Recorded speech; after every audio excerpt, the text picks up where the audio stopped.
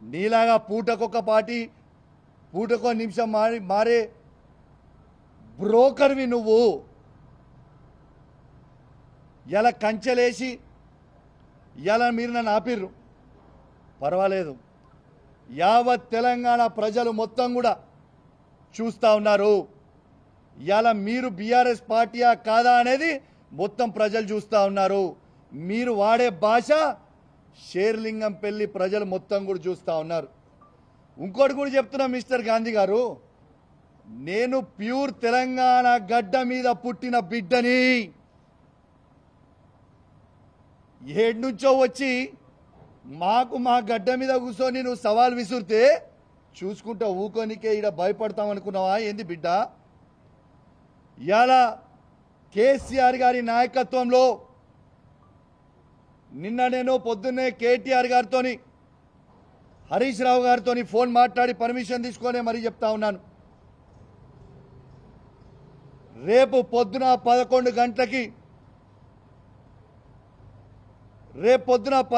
గంటలకి మా మేడ్చల్ జిల్లా పార్టీ ఆఫీస్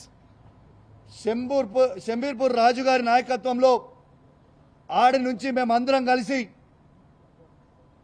వేలాది మంది కార్యకర్తలు అందరం కూడా మన బీఆర్ఎస్ పార్టీ ఎమ్మెల్యే గాంధీ గారి ఇంటికి పోదామని చెప్పి సందర్భంగా తెలియజేస్తా ఉన్నాను. రేపు దయచేసి కోరుతా ఉన్నాను, బీఆర్ఎస్ పార్టీ ప్రతి కార్యకర్త, జీహెచ్ఎంసీలో ఉన్న ప్రతి కార్యకర్త, ఇలా ఉమ్మడి రంగారెడ్డి జిల్లాలో ఉన్న ప్రతి బీఆర్ఎస్ పార్టీ కార్యకర్త రేపు అందరం కలిసి 11 గంటలకి గాంధీ గారి ఇంట్లోకి ఖచ్చితంగా రేపు పోదాము. ఆడ బ్రేక్ఫాస్ట్ తిందాము, ఆడ లంచ్ తిందాము. గాంధీ గారు కండువ కప్పుకున్న తర్వాత గాంధీ గారిని తీసుకొని తెలంగాణ భవన్కి పోయి ప్రెస్ మీట్ పెట్టి అక్కడి నుంచి గాంధీ గారిని కేసీఆర్ గారి దగ్గరికి తీసుకొని పోదాం.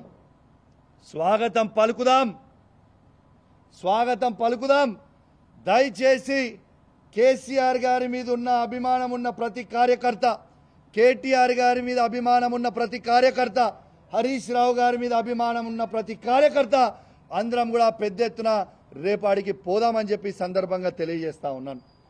రేపు 11 గంటలకి ఖచ్చితంగా 11 o'clockకి మేము రేపు శంబూర్పూర్ రాజు మన మేడ్చల్ పార్టీ ఆఫీస్ దగ్గర నుంచి స్టార్ట్ అవుతాం. ఆయన ఇల్లు అదే జిల్లా కిందికి వస్తుంది, ఆడికే పోదాం. ఆడి నుంచి అందరం కలిసి ఆ ఇంటికి పోయి స్వాగతం పలుకుదాం. మళ్ళీ ఏమంటాడు, బీఆర్ఎస్ పార్టీతో ఆయనకు పంచాయతీ కాదట, కౌశిక్ రెడ్డితోనే ఆయనకు పంచాయతీ అట. నీకు నాకేమైనా భూమి తగాదాలు ఉన్నాయా? నీకు నాకేమైనా అన్నదమ్ముల పంచాయతీలు ఉన్నాయా? ఎస్, నేను అడిగింది ఏంది, నువ్వు చెప్పే జవాబు ఏంటిది, నువ్వు మాట్లాడేది ఏంటిది?